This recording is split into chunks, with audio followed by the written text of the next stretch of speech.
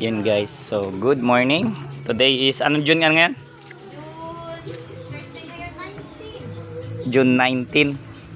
June 19. So 11th day ng ating lettuce. So ito yung update ng lettuce natin. Ganyan na itsura niya.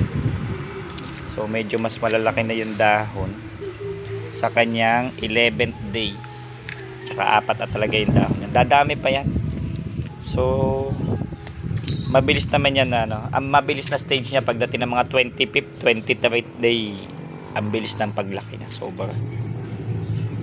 Basta maganda lang yung panahon, tapos maganda yung nutrition niya nakukuha. Kasi yung vitamins niya nandiyan na sa nasa box na. So yun yung update sa ating 11th day ng ating lettuce. So check natin ito kabila.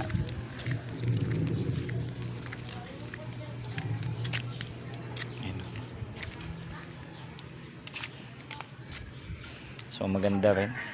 11th day. Tagumpay naman. So nakuha naman yung tamang laki. No? So yan po yung 11th day ng ating lettuce. So malaki din naman. Naglalapa na yung kanyang dahon. So yan yung kasi kaya ko naman siya sinishare sa inyo. Kasi baka sabihin hindi ako mismo nagtanim ng lettuce o hindi ako nagpalaki ng lettuce, binili ko na malaki na, inaangkat lang.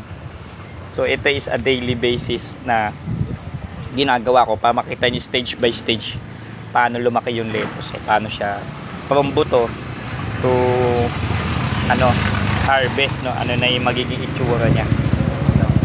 So dito talaga siya pinapalaki, so walang iba.